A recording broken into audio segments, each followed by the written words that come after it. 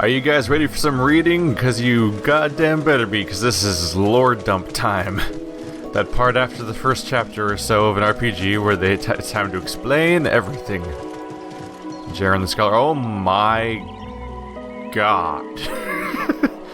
Just grab... Oh, that's a refinery. Gonna grab that, and that, and that, and that, and that, and that. Alright, we have a guide to crafting here in addition. By Alaron the Sage. You can craft many useful items in Ember. They fall into 6 categories: alchemy, cooking, smithing, leatherworking, tailoring, and woodworking. Each category has an associated crafting station that must be used to create items of that type. Nearby, you will find a table of ingredients next to an alchemy refinery. Click it to bring up the crafting window, drag the red flower and medium empty flask from the table onto the window, then click the craft button. The ingredients will be consumed and a health potion will be created. You can find ingredients for crafting in the world or buy them from merchants. Ingredients in the world show up on your compass as little yellow dots. So suddenly we have a reason to care about those wood planks I saw in the first dungeon. It's like, oh, woodworking is actually a thing in this game. That's been a thing in almost no things I've ever seen before. So by red flower I assume they meant scarlet sage. Because, I don't know. I don't think I picked up anything that was literally called red flower. I'm kind of surprised they didn't just say that. And it should have an empty flask. Empty flask. Are you here? Are you not here? Can I craft? No? Am I crazy? I thought they said empty flask, and this is like the crafting menu, right? Oh, there we go. My bad. No, put it over here. Haha. It's strange how you can just drag them around how you feel. Definitely get the feeling the whole thing is made for phones for sure, with all the mouse-driven gameplay and not a big emphasis on hotkeys, despite being a PC game. We got a health potion. A moderate amount of health, as opposed to this little tiny baby that is it's a vial, basically. The lesser health potion. Okay, cool. We have no more red flowers to use though, so that's that. Hello, Jaren. Let me guess. Another month. Lightbringer, your people were known for their resourcefulness and their ability to imbue items with the energy of embers. As a result of your lineage, you have the potential to become a master craftsman. You should be able to create both common and rare items. I love that one of the options like, oh, that sounds boring and tedious. What if I just don't? Really? What sort of items? Oh, anything from simple food and potions to unique and powerful equipment. All you need are the right ingredients and appropriate crafting station. Can you teach me to craft something? On the pedestal there you find a guide to crafting. It explains how to brew potions, stuff, and bling, da-da-da. Thank you, that sounds like a good start. Agreed, crafting is a most valuable skill that can greatly aid you in your quest. You would be well advised to spend some time experimenting with it. Yeah, I quickly realized it was a mistake to ask him how to craft after I just finished the tutorial on crafting. I'm like, oh right, that doesn't make any sense to do that. Hello, the War of the Giants? Oh, this one goes for a while too. It's part 1. The origin of the War of the Giants has been an ongoing debate among historians of all races. My dwarven compatriot, Bombus, insists that the origin of the giant aggression stems from the first human fishing villages settled near the fertile waters surrounding the cliffs of giants. This mildly aggressive expansion has led to overfishing of an area of the giants considered theirs and theirs alone. Myself and the other City of Light historians take a different perspective. The dwarves, finding more and more of their mines dry, secretly drilled into a suspected ember vein in disputed giant territory. Though the giants have shown no interest in embers, they hold tight to their land claims, and unwelcome intrusion was the catalyst that pushed the giants toward drastic action. One thing both Bombus and I can agree on: the growth of our societies and need for more and more land and resources push dwarves, humans, and elves alike to expand borders and set sights on lands previously kept off limits. The giants, a notoriously protective and defensive species, took this as a sign of aggression. So it was a natural byproduct that giants would lash out in anger, retaliating blindly at an elven caravan, and igniting the bloodiest war in Domos since the War of the Flames, which ironically was actually a war about blood and not flames. Surprise! The origins of the giant race is mysterious. Bones have been found that date them back to the early ages of the world before the humanoid races became the dominant species. It is believed that trolls and giants ruled the world then. The two races existed in relative harmony, drawing firm boundaries and respecting customs. When the trolls were eventually wiped out by the coming of the sun, the giants became a more insular culture, very rarely associating with other species of Domus. As the new races of the world began to grow, the giants became more of a myth than reality to the people, being so rarely seen. With their ability to blend with mountains and hills, they could often fool travelers when they wanted to. It wasn't until the reign of King Thramble IV that loose relations were established between the humans and giants. Even then, it was more of a non-aggression pact than true diplomatic ties. The giants' claims to land were mostly acknowledged, and the giants agreed to not harm citizens who wandered into their land. 200 years later, these simple guidelines became too much for the three races to respect. So when the giants had finally had enough, things turned bloody fast. The first attacks were devastating. The fishing villages along the shipping coast were wiped out, the dwarven mines caved in, an elvish prince was captured. Quickly, the three races moved to retaliate. The giants were a foe unlike any before faced. 3 times the size of any man at the smallest, incredibly strong, with thick, leathery skin that most arrows could not hope to penetrate. It is no wonder that the three races found the first few years of the war fraught with disaster and pain. The giants were relentless, thrashing settlement after settlement, burning all that as they went. But by the 4th year of the war, the giants' territory had doubled, and the elves were in secret discussions to make peace and leave the war to everyone else. The war seemed beyond help. But there were 2 powers who had not yet thrown their hat in the ring. Pinnacle, the birthplace of humanity, was a separate kingdom at this point, and its ruler, Argothor, was a hard, stubborn king who hated the dissenters, as he called them, those who chose to leave the Pinnacle's peak and live on the mainlands of Domus. His people held to the old ways and were fierce warriors, never surrendering before a foe. Further east, I almost said further cast. That's a very faint little line right there. Further east lay the shepherds, a mystical, mystical, not mythical, a mystical race whose sole concern was protecting the southern forests and its creatures.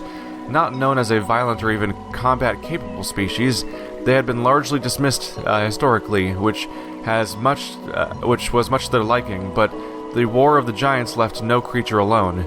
In fact, this humble author posits that the War of the Giants was decided by the act of drawing these 2 stubborn people into a battle they wanted no part of. How they were drawn in, and the great controversy behind it, shall be covered in part 2 at a later date. Let's spread these out a little bit. So if you're new to this channel, because some people are, I do tend to read things and documents and stuff I find in RPGs. You're welcome to skip ahead, but don't ask me to stop. Some people try to ask me to stop. I'm like, no, I have an existing audience that likes that I do that, and that's why I do it. And also because I want to know. I can only know by reading it. But that little progress bar has the ability to skip ahead a bit if you don't want to deal with that particular document and stuff like that. So everyone can be happy, except for people that are lazy, I guess. Yeah. Can't help everyone.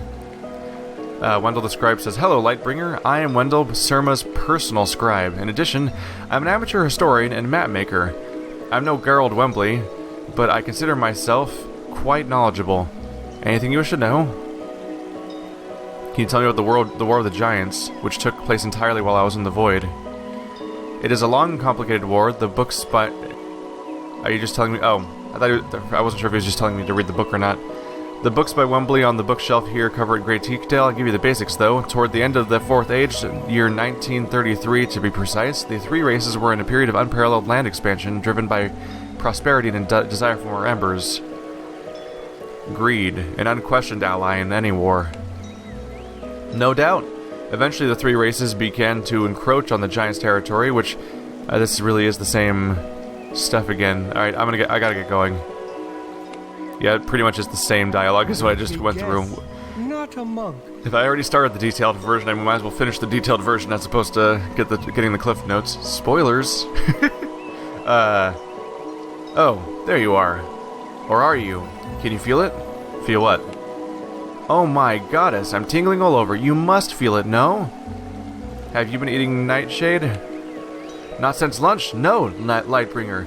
You could be so many places, can't you feel it? Come on! Whenever you reach a place of power, you leave a bit of yourself behind. Nothing big, no important pieces, but from then on, you always can go back there in an instant, and back again. And anywhere else you've been, anytime, boing! So we're talking about fast travel. I'm so happy to hear that there's fast travel. That's great. Alright, so you're starting to make sense, which concerns me. Are you referring to some sort of teleportation? Yes, you can feel it. Wonderful. Teleportation is such an ugly word for such a free, beautiful thing. Lightbringers can pop in anywhere. Well, once you've been there. Can't go somewhere you've never been, can you? That would be crazy. Crazy indeed. Oh, no. That sounds very useful. How do I do it? You tell me. You're the Lightbringer. You can't do it. You can't actually do it. You'll figure it out. I mean, I can't actually do it. You'll figure it out. You already said you can feel it. Thank you for whatever this was. I live to serve, or wait, do I serve to live? Where am I? Are we still in Radiance right now? He seems to have a very scattered brain, as if he can teleport, despite the fact that he does not apparently have the ability to teleport. So what does make... Are there any more books around here? Whoa. 5 best ale houses in Domus, part 1 and 2. Wait, but 5 is not divisible by 2. They cut one of the ale houses in 2. How could they? Horse spirited. Forgive me, I'm trying to memorize my mantra. There you are, Lightbringer. Sing with me. I once met a sailor with naught but a sword. I asked for a teacup, and he gave me his... You smell like a latrine. Are you really a monk? Huh? Name's Horace, and I'm in charge of the winery around here, and I do a mighty fine job of it, thank you very much. And though I don't much fancy it, never touch the stuff. You don't drink. Well, I didn't say that. I'm an ale man. Wine's for elves and their funny masks and designer robes. Ale is for hardy folk of Domus. Are you an ale man too? I can't say I remember. Of course not. Silly me. Well, I've collected some fine books that will tell you all about the best ale houses in Domus on the bookshelf there. My personal favorite is the Busty Maid. They make a golden wheat ale that will have you singing in no time. Thanks, I'll have to visit these when my quest is complete. You won't regret it. Sing with me. There was once a whistle made out of thistle, which could call to my fair Lenore, she asked. And then he trails off. Or we run away very quickly. Any of these things could be possible. Peace be with you, stranger. You gotta have your imagination open. So Darius the Scholar says, I am afraid I have been selected to offer you the gravest of teachings, Lightbringer. You are not the only one to have been recently resurrected. We have learned that a Darkbringer has been awoken. His fury is unmatched in all of Domus, so that's who attacked us. Does he wear robes like mine, but darker? And does he exude a chill? He found you already. That's extremely disturbing. Even more disturbing is that he let you live for some reason. He gave no indication that he wanted to kill me. He simply offered a cryptic warning about Radiance, then he covered his exit by setting some of his followers against us. A warning about Radiance? That makes no sense. Perhaps designed to keep you confused and uncertain. Look, he must have an agenda that is furthered by keeping you alive for this moment, but his kind was created to kill Lightbringers. Do not trust him. What if we find out that secretly all the Darkbringers and Lightbringers live in some kind of harmony together, and they actually aren't... Like, what if Darkbringers aren't actually evil, and Radiance is actually this crazy cult that's trying to manipulate and use or even steal my power in some way? Like, it could totally go that way. But we probably should look into at least their version of the story here. The Darkbringer treachery. After the great battle of the City of Light concluded, the Lightbringers were left in chaos. Much of the leadership had perished, and the future was uncertain. A segment of the populace believed that sharing knowledge of the Embers might be the only way to save their society. They pushed the remnants of the Lightbringer Council to offer terms to the three races and allow for them to better learn the ways of magic and Ember. The council did not agree. They instead formulated a plan of safety, breaking their society into many pieces and spreading out around Domus to ensure more time to regroup from the horrible attack.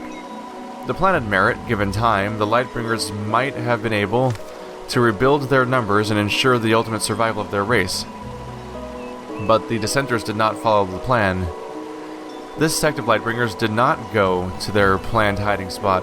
Instead, they sought out in secret a meeting with the three races, seeking to exchange knowledge for the end of the war, but knowledge was not enough. The three races knew they could never control the Embers as long as the Lightbringers existed. They gave these rogue Lightbringers an ultimatum: either give up the locations of the Lightbringer Brethren and share the knowledge of the Embers, or die, now knowing that one day their race will be extinct. It was a terrible choice laid before these rogues, but their leader knew they had gone too far. He was not willing to accept death, knowing his disobedience had already cursed him. He consented to ally with the three races. It is said, by the scribes of the three races, that when the head rogue shook hands with the Great Council, a shockwave emanated forth, and all lights went out. When the lights returned, the Lightbringers had become grotesque. Their features were distorted, their appearance gaunt and ethereal. It is said that the light within them was extinguished. From that day on, they were known as the Darkbringers, the first Lightbringers to betray their own race. The Darkbringers taught the three races how to dominate the Embers. They helped them turn these beings toward their individual will, and the tide of the war was turned.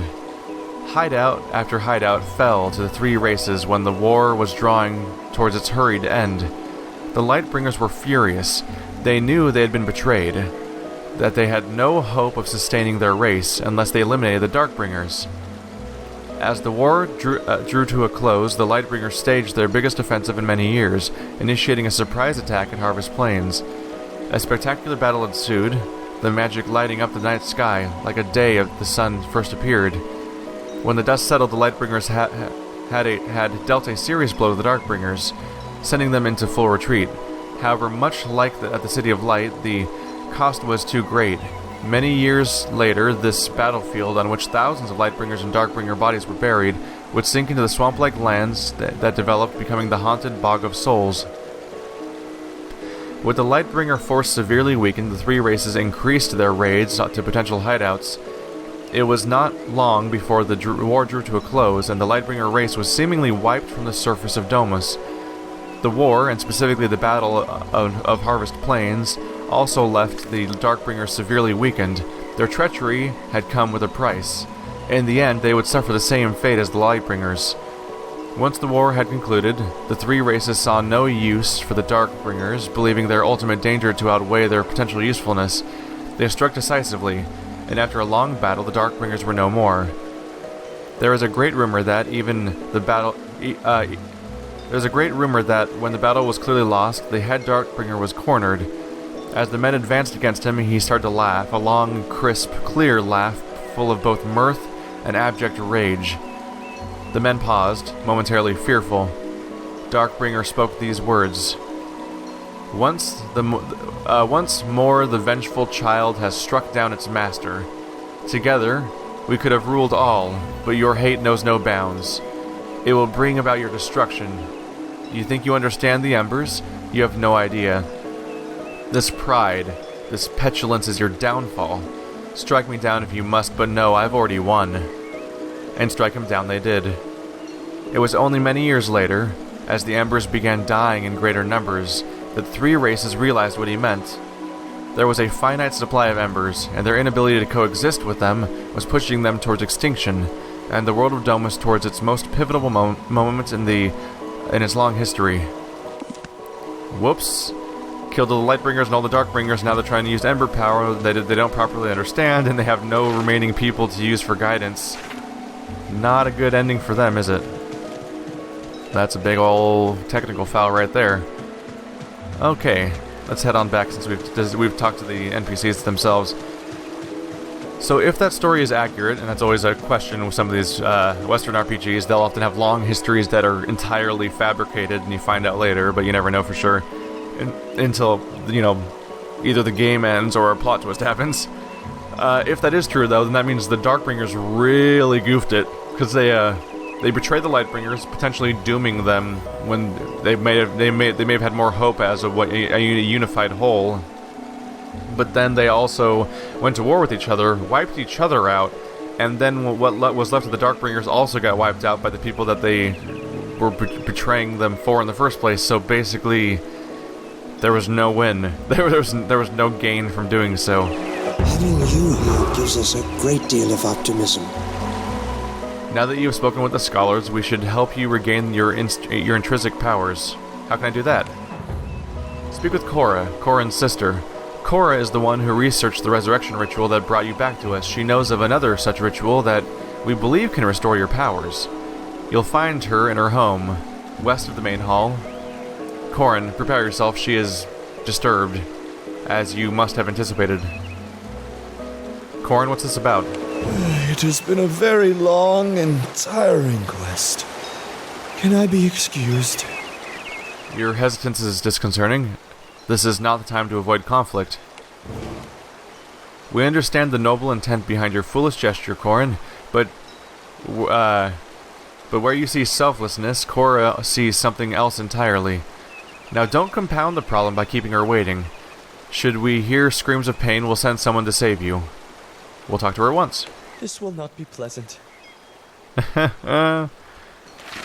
definitely has the issue a few other games I've played have had where the incorporation of voice acting is so random. It's like, oh yeah, here's one line of voice acting after an hour of text.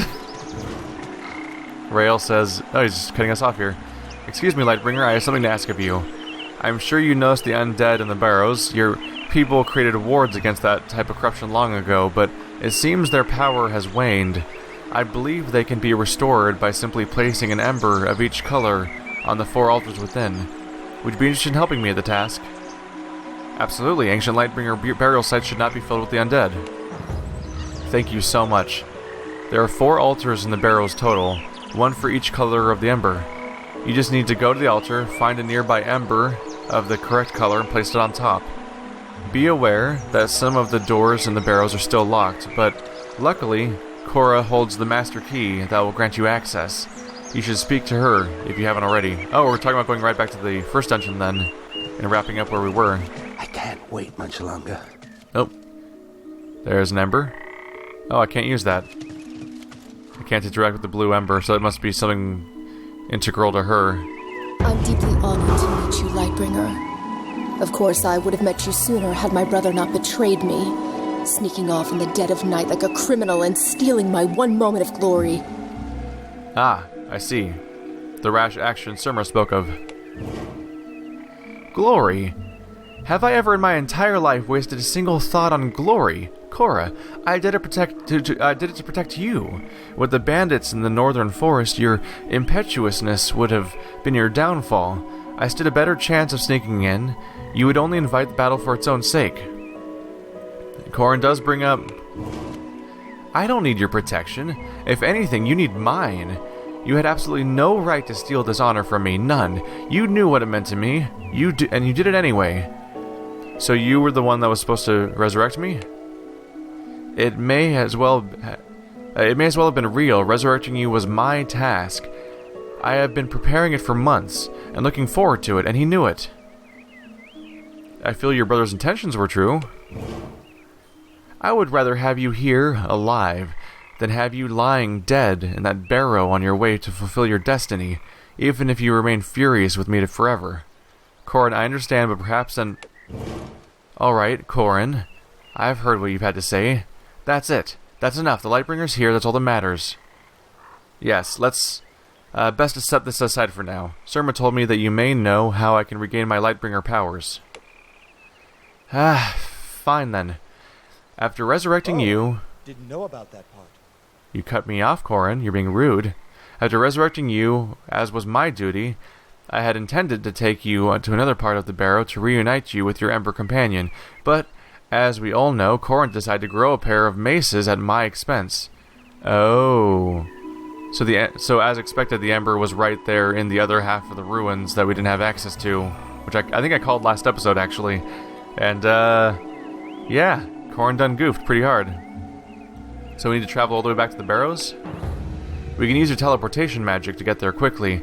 You could ask that Ember on the table if he or she, I've never been clear on how that works, would grant you some of its power. Just be respectful. I'm sure he'll cooperate. I'll come with you, and Corin will probably join us, though he'd best stay away from me. Oh, we have a third party member then, huh? Is this Ember your companion? Mine? No. Only Lightbringers have companions. This fellow lives in an underground chamber here in Radiance with a lot of other Embers. When I've heard you arrived, I ran down and got him. I suspected you would need to borrow some of his power. Should we bring him along? No, the last thing we want to do is put him in danger. When you're reunited with your true companion, your powers will be fully restored. One of the monks will take him back to his home after we leave. Is everything going to be alright between you and Corin? I don't know. He robbed me of my destiny and wasted months of my preparation. I'd like to break his neck. Very good, we do need to stay focused. Not robbed, no, just altered its precise methodology, perhaps. Surmra has told me of your strength. I need someone like you with me. My life is yours to command, Lightbringer, until the job is done. Unfortunately, Corin and I will take you to this chamber and find your companion. I welcome your company, both of you. We need to get back to the Barrows soon. We've already wasted enough time talking to Corin's foolishness. We've already wasted enough time thanks to Corin's foolishness. You can just ask this Ember to grant you some of his power, and your teleportation ability should take us to the exact chamber we need to be in. I'm ready to go. Do I whisper at the Ember, or command it, or... You can whisper if you want to, but there's no need. Simply be near him and think of the Barrows. Embers are empathic. He should know where we want to go, and get us there safely. Alright then, let's go. Whoa. And so we go. I'll read her diary later. She did have a diary that's probably about her months of preparation that might be interesting to go through, but I've also read a lot already. We'll take a break. So she is level 5 already. Whoa, she's ahead of us. Interesting. Did I underlevel up to the now? I did all the quests at the very least. Do you have anything on you? Okay, Iron Banded Sprig of Concussion. Oh, it's a wand, okay. Well, that worked out nicely. I wonder if she automatically chooses a class that's different from what you started with. Or if she's always a spellcaster. If not, well, that was convenient. I'm a ranger, he's a warrior, and she's a spellcaster at the moment. Although the definitions of classes are iffy at times. Actually, never mind. They're actually called warriors and wizards. It's just me that's up in the air being a Lightbringer. Alright, so she has Explosion. Ignite the air around you, dealing damage to nearby enemies. So it's an AoE thing around her, apparently. You don't drag it to a specific target. Concussive Blast. Powerfully blasts the target, dealing low damage and stunning them for 4 seconds. Looks like this is also one of those games where wands can just do some sort of auto attack also at range. No shield. I don't currently have a shield to give her either. I should check to see if nope. I have the Iron Heater, but it requires strength, so she can't use that either. In fact, that's a level 5 weapon, right? Yeah, that's for him to use next level. But not yet. Okay. I'm sure it'll be fine. It's just this... Whoa. This place is different. I thought it was going to be the other part of the one we were at before. So place the blue ember on the blue altar. Speak to Fia. I should prioritize getting Fia, because it'll be new powers. Nobody has been in this chamber for thousands of years. I can feel the energy. Oh, there's a crypt down here. I wonder if when I come out the door, if I'll end up coming out the other side of the place we were at before. Lightbringer. How long was I sleeping? I hate it when I oversleep. Hey, listen. You can speak? None of the Embers I've seen so far can speak. What are you talking about? Of course I can speak. What? Have you lost your memory? I'm an awakened red ember, so we can speak your language. So can those creepy white embers, but thankfully they're few and far between.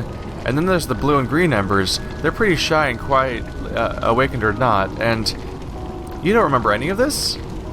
So, My companion? Are you kidding me? I'm Fia. You and I were... Oh, wait a minute. Wait a minute, you died. I was there, but... How can you were resurrected somehow? And now you don't remember me. Do you remember anything we did together? You came back to me, so you must have remembered me a little. No? I had to be told about you. The people who resurrected me told me.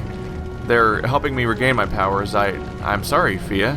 I have no memory of any of it. Maybe I never will. No, it's okay. I mean, you died. It's not your fault. Your memories will come back, I'm sure of it. We'll just take it slow, okay? But I'm so happy to see you. If you hadn't come and awoken me, I might have slept forever. What was I like before I died? Oh, you were the epitome of courage, Lightbringer. I was so proud to be your companion. We traveled almost together, and everyone looked up to you.